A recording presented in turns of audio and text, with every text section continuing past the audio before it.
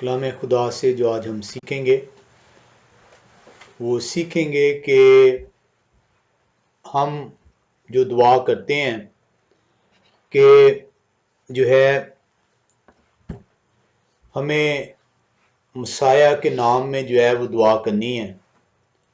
मौजू जो है आज का वो ये है कि why do we pray in the name of Messiah, why do we pray in the name of Jehovah शाय। हम क्यों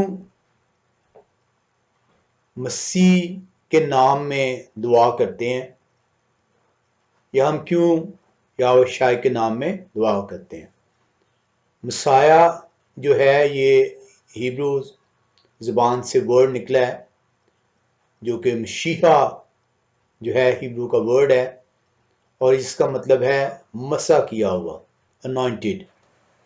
और उससे जो है आगे जो है यूनानी ज़बान में क्रिस्टोस जो है वर्ड उसको ड्राइव किया गया, उसकी ट्रांसलिट्रेशन जो है, और क्रिस्टोस को जब इंग्लिश में जो है ट्रांसलेट किया गया तो वो क्राइस्ट जो उनसे बनता है। तो बेसिकली ये जो मसाया है ये अनॉइंटेड को जो है रिप्रेजेंट करता है।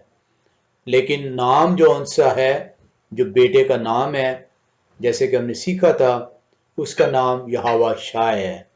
और अगला जो उनसे शायद अगर हमने चाहा, हमने उस टॉपिक को लिया कि ये जो जीसस है ये कैसे, क्या उस कहते हैं, ये इवॉल्व हुआ है, ये कैसे जो उनसे ये दुनिया में लेके आया गया इस वर्ड को, जबकि नाम जो उनसे वो इब्रानी है, और इसको इंग्लिश में कैसे जो है इवॉल्व कर दिया गया, ट्रांसफॉर्म कर दिया गया। अगर हमने चाहा नेक्स्ट टाइम तो हम इसको सीखेंगे, डिटेल में नहीं जाएंगे, लेकिन इसकी एक जनरल जो उनसी है वो एक्सप्लेनेशन हम देखेंगे। तो आज का मौजू ये है कि हम क्यों जो है मसाया के नाम में दुआ करते हैं। कलाम खुदा को जो है जब हम सीखते हैं तो इसके ऊपर जो लोग हैं वो इतराज ये करते हैं, वो कहते हैं कि बाप या यहोवा खुदा जो सारी कायनात का खालिक है, जिसने इस तमाम निज़ाम को बनाया है, चला रहा है, तो क्या जरूरत पड़ी है जब आप उससे दुआ कर रहे हैं तो आप बेटा का नाम लेकर दुआ करें। और एक और क्वेश्चन ये भी उभरता है इससे कि क्यों ना हम डायरेक्ट जो उनसे यहोवा खुदा से मांगे और बेटे को बाईपास कर दें। तो आज हम इसी को सीखेंगे कि हमें क्यों जो है कलाम खुदा में ये कहा गया है कि मसाया का नाम लेकर इसको आज के मॉडर्न दौर में, क्योंकि जो मसाया जिसका मतलब है मसा किया हुआ, अनॉइंटेड, जैसे कि मैंने बताया ये मशीहा से निकला है, लेकिन उस बेटे का नाम जो है जब वो कहता है कि मेरे नाम से मांगो, तो वो अपना नाम आपको बताता है। वो अपना नाम कहता है कि जो मेरा नाम है इससे आपने मांगना है, और अपना नाम वो जो है बताता है कि मेरा नाम यहोवा शाय है। और इसको आप बेशुमार मर्तबा नए ऐहदनामे के अंदर में मौजूद है। पौलुस रसूल जब साउल है अभी, वो पालूस नहीं बनता, और जब वो जा रहा है तरसुस की राह से, और वहां पे जो है वो जो 9 मरीद मसीही हैं उनके ऊपर जो है परवाना लेके जाता है दमिश्क की राह से, तो वहां पे वो उन पे जुल्म करना चाह रहा है, तो उसको जो उनसे एक नूर दिखाई देता है, और नूर जो उनसे उसे अंधा कर देता है, और वो कहता है कि तू कौन है जो मुझसे बातें कर रहा है। तो इब्रानी ज़बान कलाम खुदा यूं बयान कर रहा है कि इब्रानी ज़बान में पालूस से बात की जाती है। बेटा ना सिर्फ इब्रानी घराने में पैदा होता है, इब्रानी बुदबाश है उसकी, इब्रानी नाम है उसका, लेकिन आप जो तमजीद करते हैं हालांकि वो आपसे कहता है इन माय नेम, लेकिन आप किसी और नाम में जो है उसकी तमजीद कर रहे हैं और आपको इल्म ही नहीं है कि आप उसके हुक्म की नाफरमानी करते हैं। इब्रानी ज़बान में वो बताता है, जब पौलुस रसूल पूछता है कि तू कौन है, तो इब्रानी ज़बान में वो बताता है मैं यहोवा शाह हूं। ट्रांसलेट अगर आप पढ़ेंगे तो वहां पे लिखा हुआ है, उसने बताया कि मैं यीशु नासरी हूं जिसे तू सताता है। अब ये ट्रांसलेशन है, इब्रानी लिखा है कि इब्रानी ज़बान में उसने बातें की, तो इब्रानी ज़बान में वो यीशु नहीं बोलता, इब्रानी ज़बान में वो जीसस नहीं बोलता, इब्रानी ज़बान में वो यहोवा शाह बोलता है। वो अपना नाम बताता है कि मैं कौन हूं जो तुझसे बात कर रहा हूं, और इसलिए वो कहता है कि मेरे नाम से जब तुम मांगोगे तो तुम्हें मिलेगा। लेकिन आप जिस नाम से मांग रहे हैं, अगर आप ये महसूस करते हैं कि आपको उस नाम से मिलेगा, तो फिर आप गलत फहमी का शिकार हैं। बहुत सारे लोग ये कहते हैं जी कि हमारी दुआएं कबूल हो जाती हैं हम जिस नाम से भी मांगे, तो हमें क्या स्पेसिफिक है, जरूरी है कि उसी नाम से मांगे, क्योंकि ये हमारा टॉपिक नहीं है। लेकिन इस तरह हिंदू कृष्णा के नाम से मांगता है, वो कहता है मेरी कृष्णा के नाम से दुआ कबूल हो रही है। सिख भाई गुरु के नाम से मांगता है, वो कहता है क्यों नहीं कबूल होती मेरी दुआ, मेरी तो भाई गुरु सुन रहा है, मेरा बाबा नानक सुनता है। मुसलमान अल्लाह के नाम से मांगता है, वो कहता है कैसे आप कहते हैं यहोवा के नाम से मांगो, अल्लाह मेरी सुनता है। तो ये एक गलत कॉन्सेप्ट है कि आप जिस नाम से मांगेंगे मौजे हो रहे हैं। कलाम खुदा आपको बताता है कि शैतान को इतनी कुव्वत अता की गई है कि वो अजीब अजीब बड़े बड़े काम जो है वो करता है। ये हमारा टॉपिक नहीं है। इस टॉपिक के ऊपर अगर आपने चाह हमें सीखने का मौका मिला तो हम इसे कलाम खुदा के अंदर से हवालों से सीखेंगे कि इसका मतलब क्या है। आज के टॉपिक तरफ हम बढ़ते हुए कि हमें क्यों जोन्स है वो जब दुआ करनी है तो दुआ में हमें यहोवा शाह के नाम से मांगना है, हमें बेटे के नाम से मांगना है। क्यों हमें मांगना है, इसको सीखने से पहले हम चलते हैं पहला पत्रस 3 बाब उसकी 15वीं आयत में। ये बहुत एक खूबसूरत आयत है, पहला पत्रस 3 बाब और उसकी 15वीं आयत। क्यों जरूरी है आपको कलाम खुदा को सीखना, ये पहला पत्रस 3 बाब और उसकी 15वीं आयत आपको बताती है कि आपके लिए क्यों जरूरी है। आप अगर उसके नाम लेवा हैं, अगर आप जो उनसे उसकी प्रस्तिश करते हैं, अगर आपका ईमान उस पर है, तो पहला पत्रस 3 बाब आपको बता रहा है कि आपको कलाम खुदा को सीखना समझ के साथ, रूह के साथ नहायत जरूरी है। पहला पत्रस 3 बाब उसकी 15वीं आयत में जब आप जाएं तो यूं बयान करता है,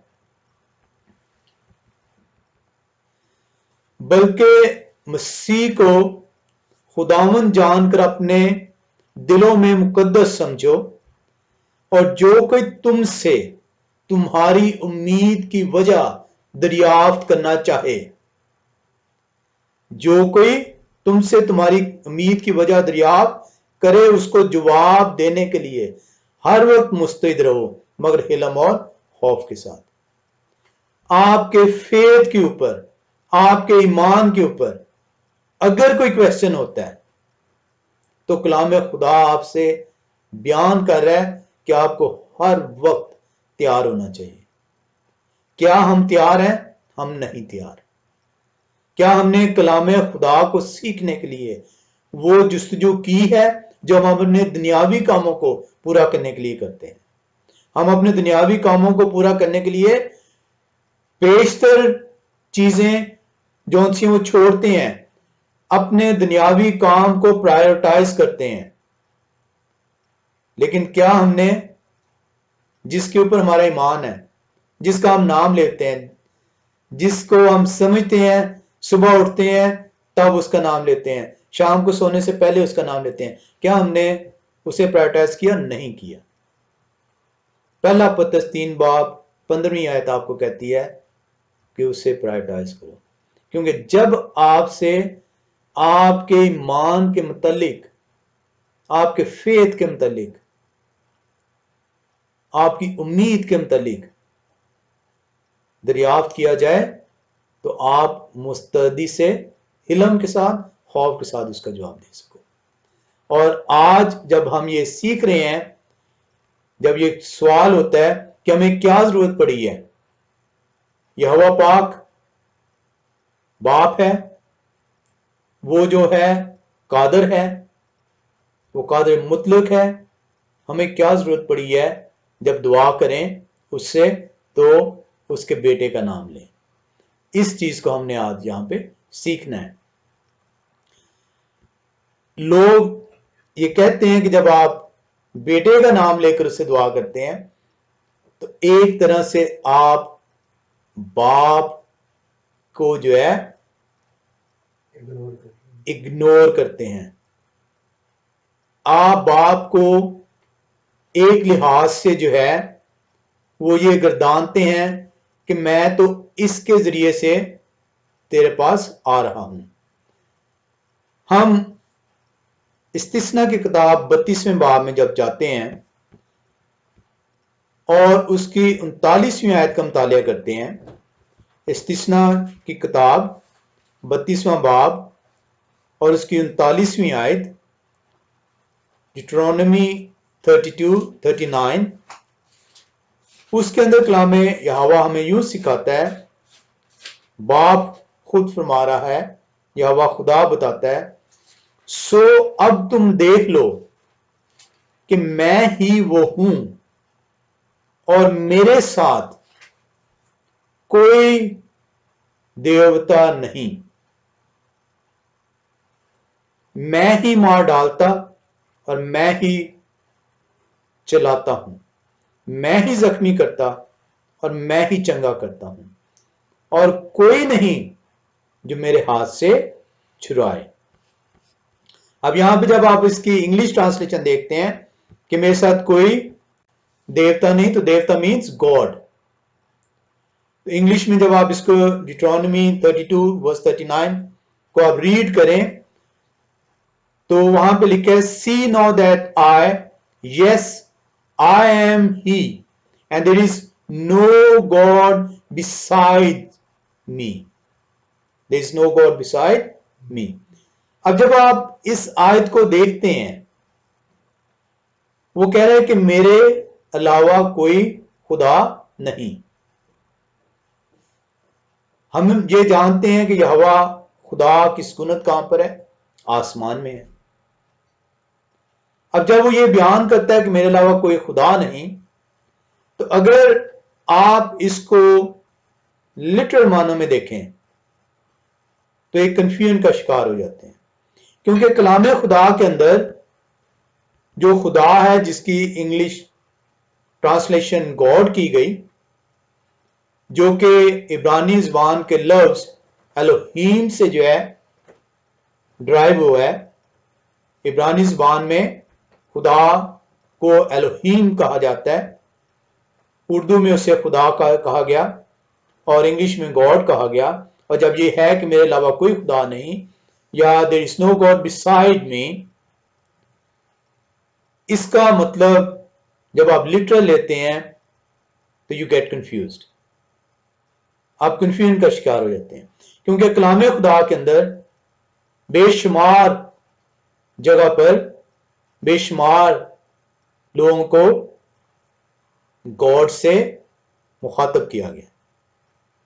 अब वो यहोवा खुदा कह रहा है कि आसमान में मेरे अलावा कोई खुदा नहीं, जबकि जब आप इसको देखते हैं, इस वर्ड को स्ट्रॉन्ग कंकॉर्डेंस के अंदर, तो वहां पे आपको, जब आप इसकी बिब्लिकल यूजेज में आते हैं, तो ये रूलर्स के लिए भी गॉड इस्तेमाल हुआ है, जजेस के लिए भी गॉड इस्तेमाल हुआ है, एलोहीम का वर्ड इस्तेमाल हुआ है। खुदा का वर्ड इस्तेमाल हुआ है, एंजल्स के लिए भी इस्तेमाल हुआ है। अब अगर और दूसरे देवताओं के लिए भी इस्तेमाल हुआ है गैर अक़वाम के।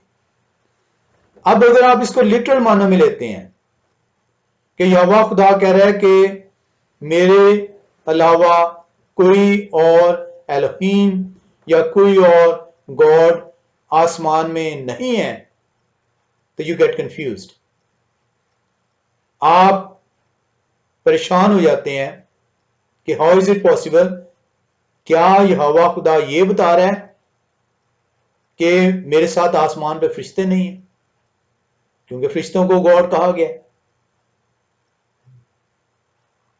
आप परेशान किस बेस पे हैं कि फरिश्तों को गॉड कहा गया है, उनके लिए गॉड का वर्ड इस्तेमाल किया गया है, एलोहीम का वर्ड इस्तेमाल किया गया है।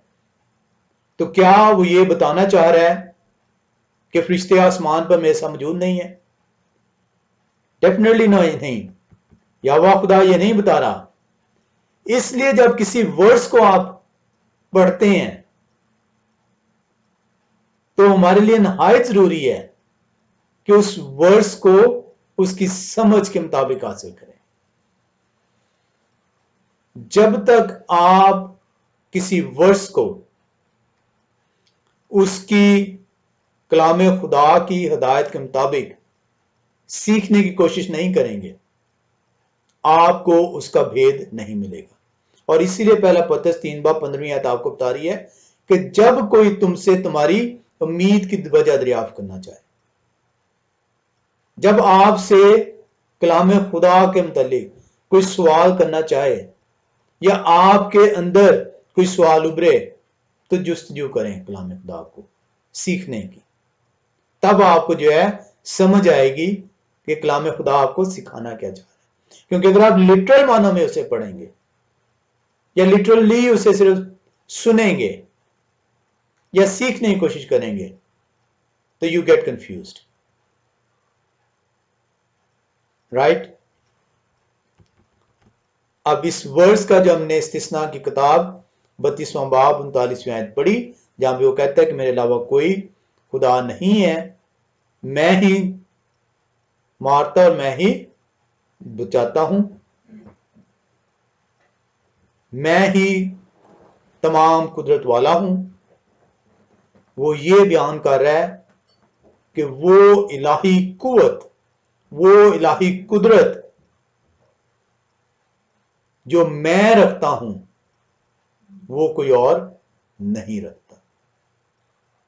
It is not literal. वो आपको वो भेद बता रहा है कि मैं क्यों कादर मुतलिक हूं, क्योंकि जो डोमिनियन, जो पावर, जो अथॉरिटी मेरे पास मौजूद है, और खुदा हैं और देवता मौजूद हैं, लेकिन उनके पास ये चीज मौजूद नहीं है। हम आगे बढ़ते हुए यूहन्ना 17 बाब और उसकी 30वीं आयत में भी चलेंगे। यूहन्ना रसूल की इंजील उसका 17वां बाब और उसकी 30वीं आयत। कलामे खुदा हमें यूं सिखाता है, ये बेटा बयान कर रहा है बाप के मुतालिक, और हमेशा की जिंदगी ये है कि वो तुझ खुदाए वाहिद और बरहक को और यीशु मसीह को जिसे तूने भेजा है जाने। बेटा जो उनसे है वो क्या बयान कर रहा है कि there is only one true god. अब जब आप इसे लिटरल लेते हैं तो लिटरल मानों में ये आ रहा है कि बेटा गॉड नहीं है, सिर्फ एक ही गॉड है, वो है बाप। When you see it literally, ये वो चीजें हैं जो कि जब आप कलाम से दूर हैं, जब आप कलाम की समझ को हासिल करना जरूरी नहीं समझते, उसे अपनी जिंदगी में प्रायोरिटाइज नहीं किया आप, उससे जो फिर आपको समझ जितनी आपकी अक्ल ने इजाजत दी उतनी ही आएगी, क्योंकि कलाम का भेद फिर आप तक मुंतकिल नहीं किया जाएगा। और ये वो रीजंस हैं जो कि गैर मसीही वर्सेस तलाश करते हैं और आपके सामने रख देते हैं कि देखें जी, बेटा तो खुद कह रहा है कि सिर्फ एक ही वाहिद खुदा है, वो तो अपना बता रहा है कि मैं खुदा हूं ही नहीं।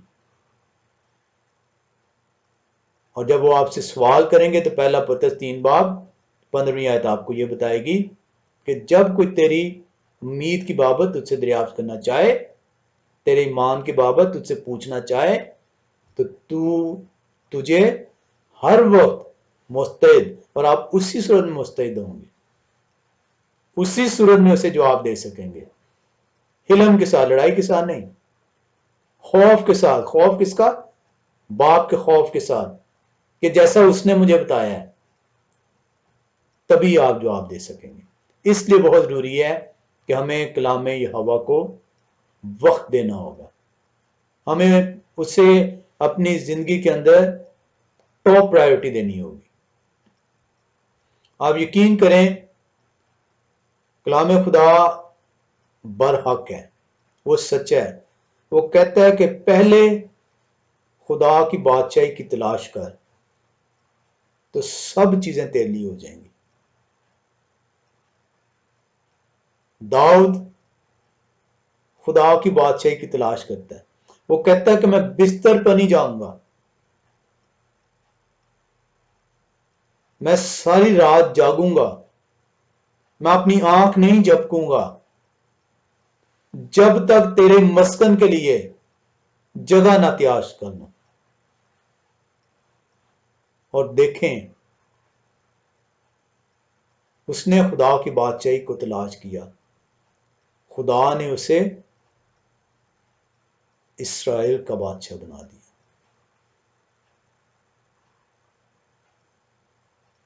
खुदा का कलाम सच्चा और बरहक है। हमने अपने आप को तब्दील ना किया तो आप जिस हालत में मौजूद हैं, जिस तरह आज आप भटक रहे हैं, दर दर के लिए, अपनी जरूरतों को पूरी करने के लिए अपनी जान को मुशक्कत में डालते हैं, ये चलता रहेगा तादम आपके अंदर जान है। आप उसकी तलाश में जाएंगे, वो अपने वादे के मुताबिक आपको इतना दे देगा। दाऊद को उसने इतना दे दिया, उसे बादशाह बना दिया।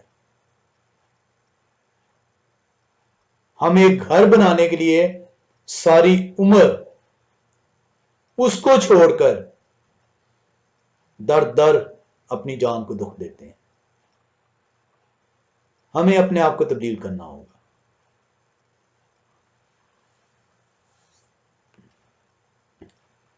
बेटा यूहन्ना रसूल की इंजील 17वें बाब 3री आयत में बयान कर रहा है कि वो वाहिद बरहक खुदा है। वो क्यों बयान कर रहा है? वो सच बयान कर रहा है, क्योंकि बाप और बेटा एक है। बेटा इस टाइम पर जिस्म की हालत में मौजूद है हमारे दरमियान, और वो बयान कर रहा है कि खुदा एक है। क्योंकि जब बेटा वापस जाता है तो वो जलाल जो पेशतर से रखता था, वो उसको दोबारा से अता होता है। कलामे खुदा में जब आप सीखते हैं तो इतराज करने वाले ये कहते हैं कि देखें, यहोवा खुदा ने खुद कहा कि मैं, मेरे अलावा कोई खुदा नहीं। हमने सीखा कि उसका मतलब है कि मेरे अलावा वो कुदरत, वो इलाही पावर किसी और शख्स को, किसी और हस्ती को मुहैया नहीं की गई, अता नहीं की गई। बेटा बयान करता है कि खुदाए वाहिद के अलावा और कोई खुदा नहीं, वही ट्रू गॉड है। वो बयान कर रहा है कि he is the eternal God, he is the only true God. तो जब बाप बयान करता है, बेटा उसकी तस्दीक करता है, तो फिर क्या जरूरत पड़ी है बेटे का नाम लेकर बाप से मांगने की। इतराज उनका वैलिड है। वो ये कहता है कि बेटे को ये कहने की जरूरत क्यों है, how is Jehovah shy different than others. हम इसको सीखने से पहले हम दो हवालों में चलेंगे कि हाउ यहोवा शाय इज डिफरेंट। वो कहते हैं कि बेटा जो है वो भी पैगंबर था, ही वॉज अ मीडिएटर, क्योंकि उसने कहा कि जो कुछ बाप मुझे बताता है वो मैं आगे आपको बता देता हूं। मैं अपनी तरफ से कुछ नहीं कहता, बल्कि जो बाप मुझसे कहता है वही आगे मैं आपसे कहता हूं। So he is just a mediator. कलाम खुदा क्या ये बताता है, ये आज हम सीखेंगे। वो कहते हैं कि वो नबी है, there were many prophets, there were many mediators, why यहोवा शाय इज डिफरेंट टू दैट। वो क्यों बाकियों से मुख्तलिफ है। क्या बाकियों ने कहा वो मीडिएटर थे, वो नबी थे कि जब तुम बाप से दुआ करो तो मेरे नाम से दुआ करना। आज हम दाऊद और मूसा को देखते हैं। हम दूसरा सैमुएल 23वें बाब में आते हैं। दूसरा सैमुएल 23वें बाब।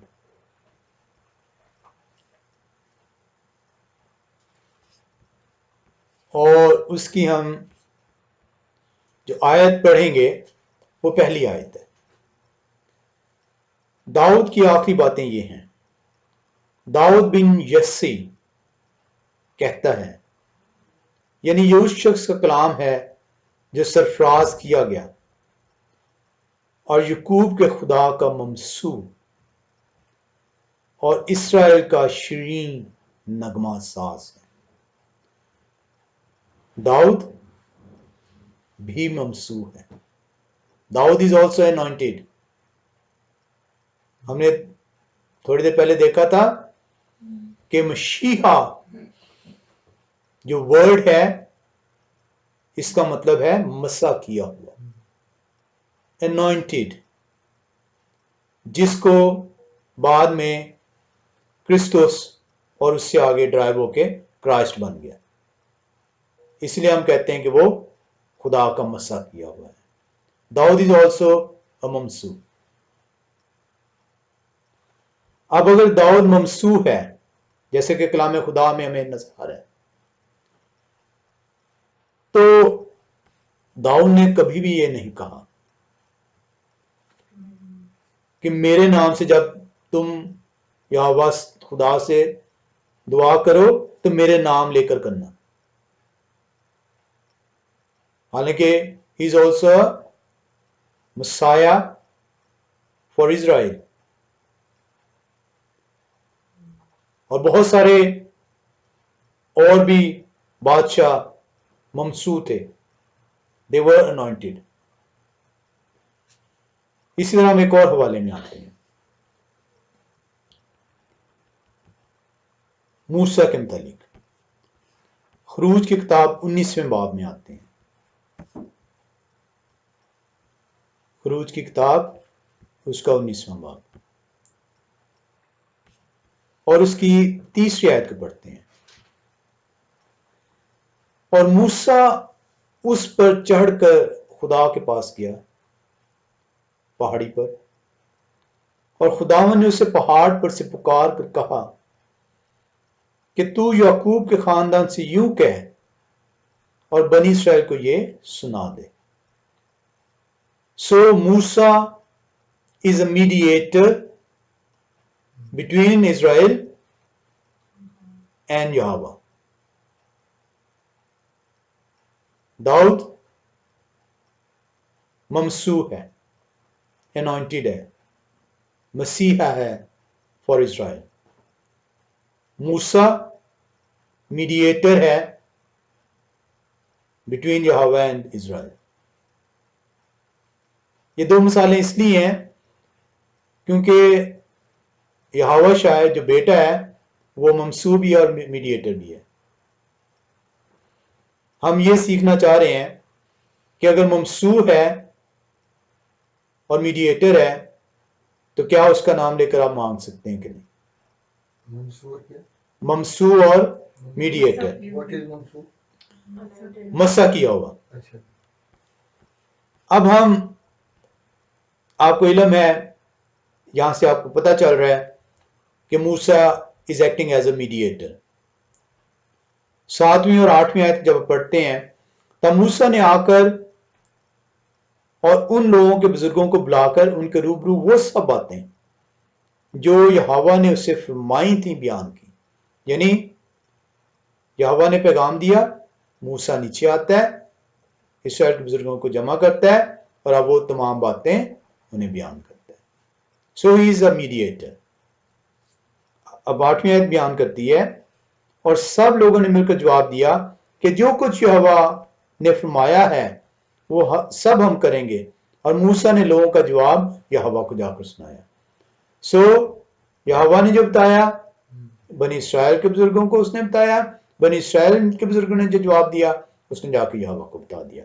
सो he acted as a mediator. लेकिन क्या मूसा ने कभी ये कहा कि जब तुम दुआ करो तो मेरा नाम लेकर दुआ करना? ना मूसा ने कहा, ना दाऊद ने कहा। ममसू हैं, मीडिएटर हैं, पैगाम रसा हैं। Why Jehovah Shah is different? Jehovah Shah क्यों डिफरेंट है? ये आज हमारा मौजू है, क्योंकि जब हम ये सीख लेंगे कि वो क्यों कहता है कि जब तुम दुआ करो तो तुमने अभी तक मेरे नाम से कुछ नहीं मांगा, जब तुम दुआ करो तो मेरे नाम से मांगो तो बाप तुम्हें देगा। अब इसका आंसर जो है बड़ा सिंपल है। जनरल अगर आप देखें तो बड़ा सिंपल आंसर है, और इसका आंसर सिंपल ये है कि वो कुदरत, वो ताकत, वो कुवत जो बेटे को दी गई वो किसी और नबी, किसी और पैगंबर को अता नहीं की गई। इसको आगे चलकर हम कलाम खुदा से सीखते हैं।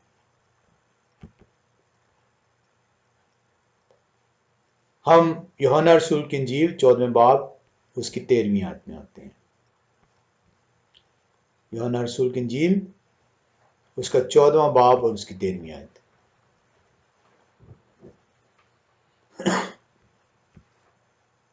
जो इस मौजू की मेन वर्स है। और जो कुछ तुम मेरे नाम से चाहोगे मैं वही करूंगा ताकि बाप बेटे में जलाल पाए। अगर तुम मेरे नाम से मुझसे कुछ चाहोगे तो मैं वही करूंगा। बेटा कह रहा है कि जो कुछ तुम मेरे नाम से चाहोगे वो मैं करूंगा। वो मैं क्यों करूंगा? ताकि बाप बेटे में जलाल पाए। बेटा बाप में जलाल नहीं पाएगा। बाप जो जलाली है वो जलाल बेटे में मुंतकिल होगा। और ये वो रीजन है जब बेटा कहता है कि मेरे नाम से जब मांगोगे। इसको हम मजीद डिफाइन करते हैं। इसको देखने के लिए कि उसने ये कब कहा कि तुम मेरे नाम से जो कुछ मांगोगे। यूहन्ना 14वां बाब 13वीं आयत है। इससे सिर्फ पिछली आयत में आए, 12वीं आयत में, मैं तुमसे सच कहता हूं कि जो मुझ पर ईमान रखता है ये काम जो मैं करता हूं वो भी करेगा, बल्कि इनसे भी बड़े काम करेगा, क्योंकि मैं बाप के पास जाता हूं। वो आपको बता रहा है कि कब आपने मेरे नाम से मांगना, कब बाप बेटे में जलाल पाएगा। अभी नहीं पा रहा। उन्हें बता रहा है कि जब ये वक्त आएगा, कौन सा वक्त, कि मैं बाप के पास जाऊंगा। जब मैं बाप के पास जाऊंगा तब जब आप मुझसे मांगेंगे, क्योंकि बाप और बेटा एक होंगे उस वक्त। आप प्रेयर यहोवा से कर रहे होंगे, क्योंकि मैं वो यहोवा जो फरिश्ते के रूप में बनी इस्राएल के साथ बातें करता था, नबियों से बातें करता था, झाड़ी में मैंने कलाम किया, पहाड़ी पर कलाम किया, बयाबान में उनके आगे आगे चला,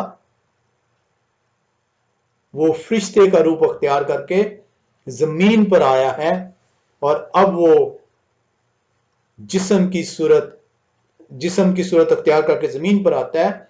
और अब वो कहता है कि मैं बाप के पास जाता हूं। और जब मैं बाप के पास जाता हूं तो मेरा बाप के साथ फिर मिलाप होगा और बाप बेटे में जलाल पाएगा। बेटा बाप में जलाल नहीं पाएगा, बाप बेटे में जलाल पाएगा। बाप और बेटा एक होंगे। उस वक्त आप मांगेंगे। उसने कभी अपनी जमीनी खिदमत के दौरान नहीं कहा कि मेरे नाम से मांगो।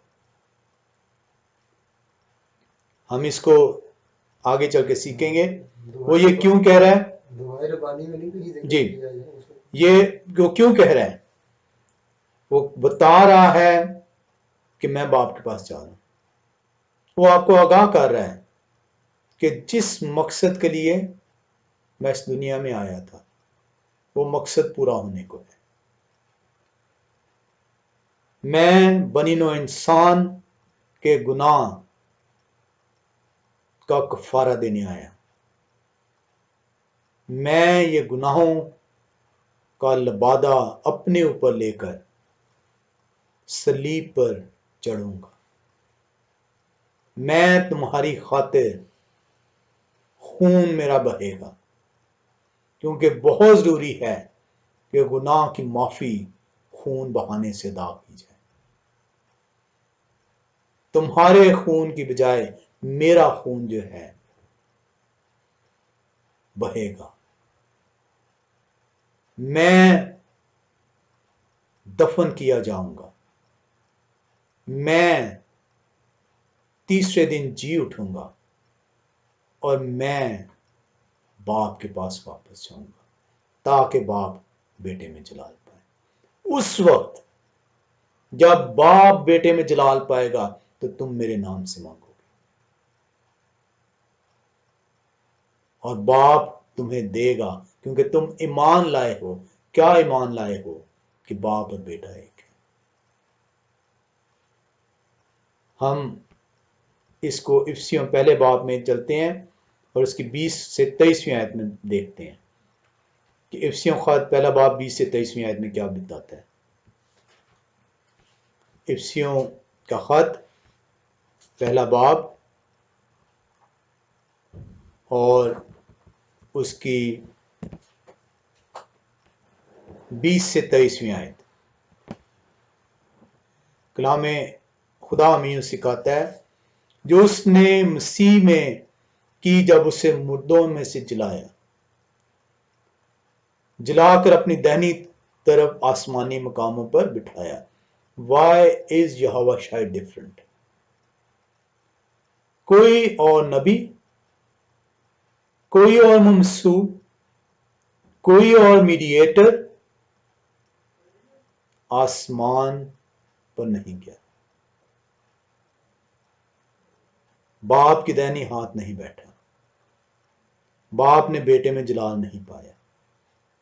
That is the reason he is different. He was anointed. He was a mediator. He is still a mediator. ये हम आगे चल के मजीद इसमें सीखेंगे। जो उसने मसीह में की जब उसे मुर्दों में से जलाकर अपनी दाहिनी तरफ आसमानी मुकामों पर बिठाया, और हर तरह की हुकूमत और इख्तियार और कुदरत और रियासत और हर एक नाम से बहुत बुलंद किया। ये वो रीजंस हैं कि वो जब कहता है कि मैं बाप के पास जाता हूं, वो आपको अपना पूरा टाइमलाइन बता रहा है कि अब मेरा वो वक्त आ चुका है जिसके लिए मैं आया था, और ये कंप्लीट कर कर मैं बाप के पास जाता हूं। और जब मैं बाप के पास जाता हूं तो बाप बेटे में जलाल पाएगा। और ये वो अब जलाल को बयान कर रहा है कि जलाल कैसे पाएगा। हम बड़ी आसानी से कह देते हैं कि he is been glorified. How is he is been glorified? ये है वो ग्लोरिफिकेशन, कि वो कैसे ग्लोरीफाई हुआ। कैसे ग्लोरीफाई हुआ? कि वो दाहिनी तरफ बैठा। अब ये राइट हैंड का बिब्लिकल बड़ा कॉन्सेप्ट है, अगर आपने चाहा कभी हम इसको सीखेंगे।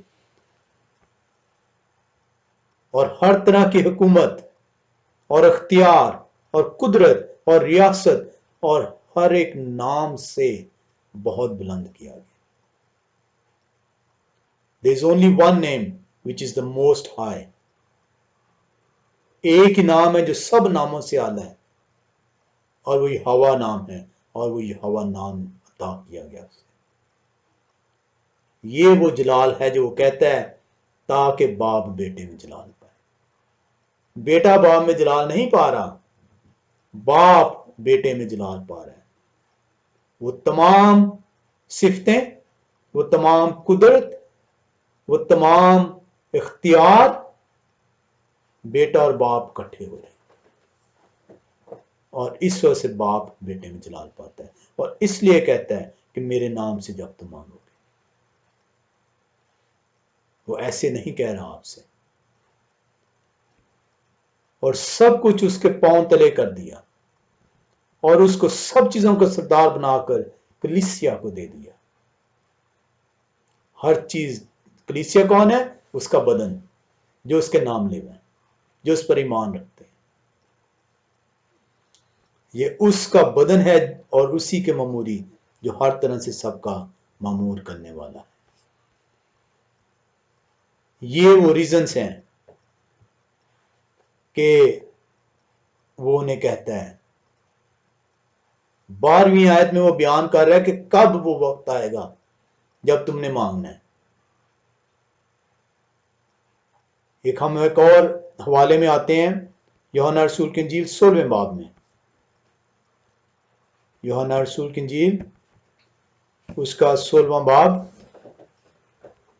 और उसकी 16वीं और 17वीं आयत का जब मुतालिया करें तो कलाम खुदा आपको यूं बता रहा है, थोड़ी देर में तुम मुझे ना देखोगे और फिर थोड़ी देर में मुझे देख लोगे। थोड़ी देर में तुम मुझे ना देखोगे और फिर थोड़ी देर में मुझे देख लोगे। बस उसके बाद शागिर्दों ने आपस में कहा, ये क्या है जो वो हमसे कहता है कि थोड़ी देर में तुम मुझे ना देखोगे और फिर थोड़ी देर में मुझे देख लोगे, और ये कि इसलिए कि मैं बाप के पास जाता हूं। हमने पढ़ा था कि कलाम खुदा रोया में बयान किया गया, कलाम खुदा ख्वाबों में बयान किया गया, कलाम खुदा तमसीलों में बयान किया गया, और मसाया बेटा पेशतर बातें तमसीलों में बयान करता है। और अभी भी जो है शागिर्दों को जब वो ये तमसील बयान करता है कि थोड़ी देर में तुम मुझे देखोगे, ना देखोगे, और फिर थोड़ी देर में मुझे देख लोगे, तो वो हैरान हो जाते हैं कि ये क्या बातें हैं कि वो हमसे कह रहा है कि थोड़ी देर में तुम मुझे नहीं देखोगे और फिर थोड़ी देर में देख लोगे, और ये कि मैं बाप के पास जाता हूं। वो बयान कर रहा है फिर से अपनी टाइमलाइन का, वो फिर से बयान कर रहा है कि जब तुम मुझे नहीं देखोगे तो मैं बाप के पास हूं, मैं और बाप एक होंगे, और जब तुम्हें थोड़ी देर बाद मुझे देखोगे, ये मेरा वो वक्त होगा जब मैं दुनिया की अदालत के लिए आऊंगा।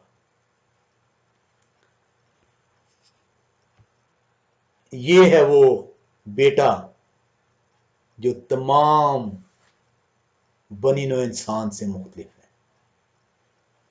ये है वो बेटा जिसके पास तमाम कुदरत, जिसके पांव तले तमाम अख्तियार हैं, जो तमाम हुकूमतों का सरदार है, और जो जिसको कलीसिया को दे दिया गया ताकि कलीसिया उस पर ईमान लाकर उसका बदन ठहर सके।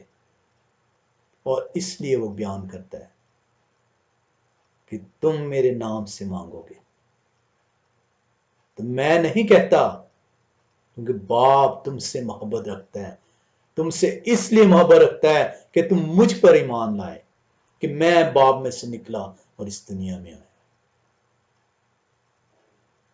इसलिए हमें ये कहा गया है कि उसका नाम लेकर मांगे।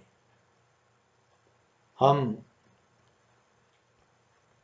इसको देखते हैं, वो अब थोड़ा सा और बयान करता है। अगर आप 22वीं 23वीं 24वीं आयत में पढ़ें, आई थिंक मैं हमारे पास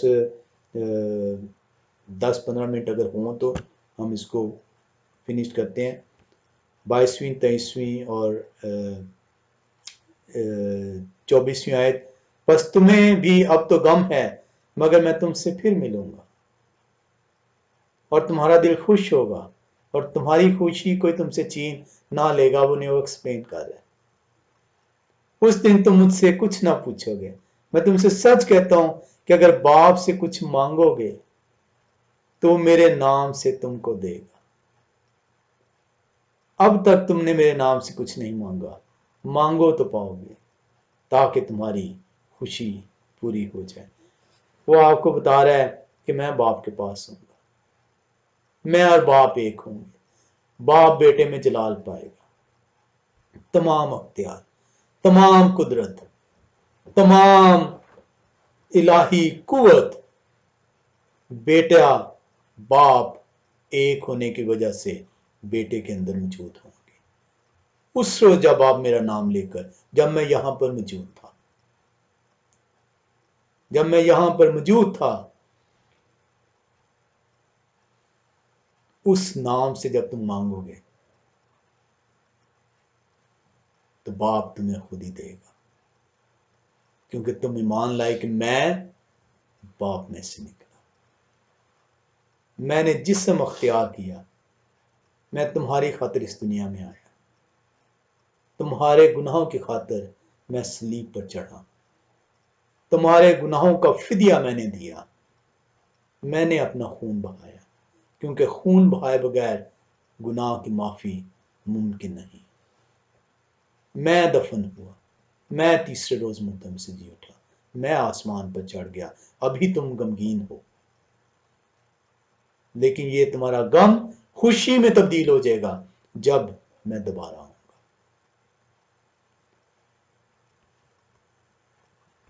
कलाम खुदा का शुक्र है कि तो हमें सिखाता है जब हम उसकी तरफ रुजू करते हैं। हम एक और हवाले में आते हैं, इब्रानियों का खत 7 बाब उसकी 23 से 25वीं आयत की तरफ। इब्रानियों का खत 7 बाब उसकी 23 और 25वीं आयत की तरफ कलाम खुदा हमें यूं सिखाता है,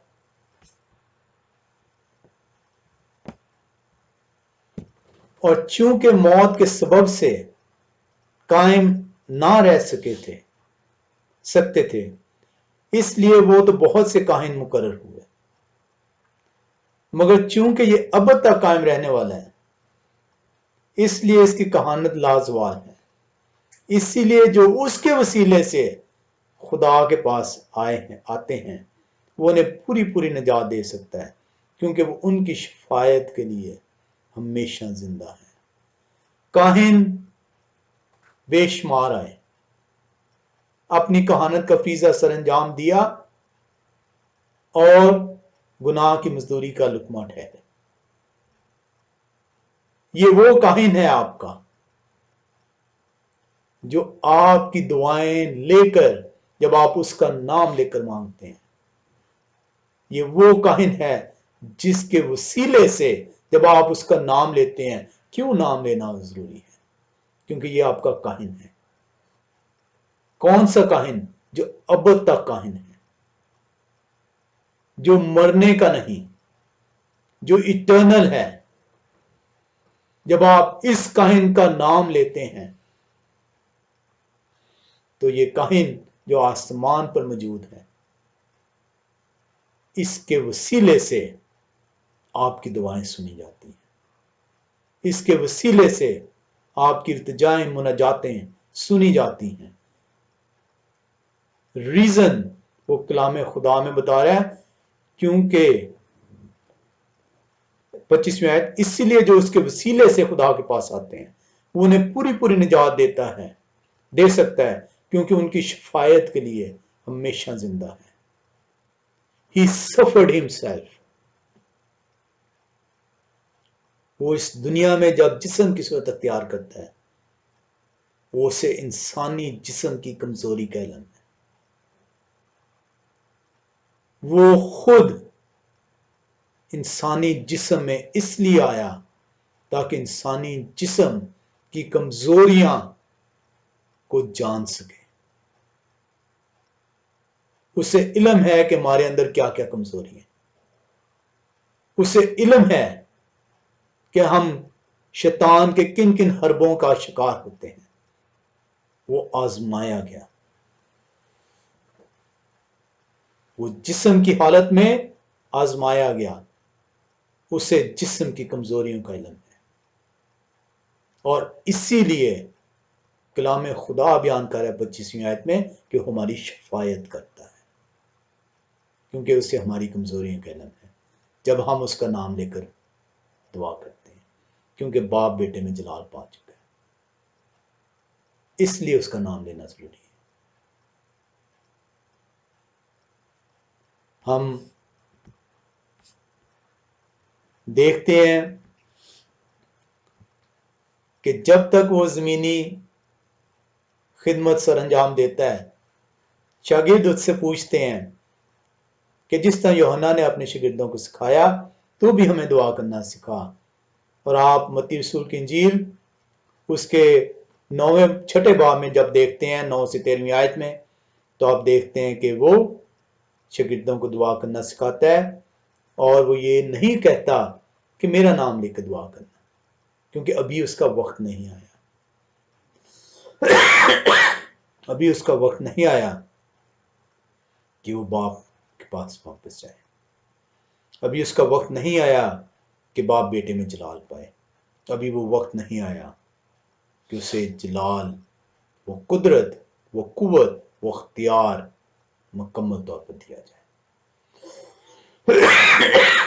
इसीलिए जब वो शागिर्द उसे कहते हैं अभी उसका ज़मीनी खिदमत जारी है, तो उन्हें कहता है कि इस तरह दुआ करो, आए हमारे बाप, तू जो आसमान पर है, तेरा नाम पाक माना जाए।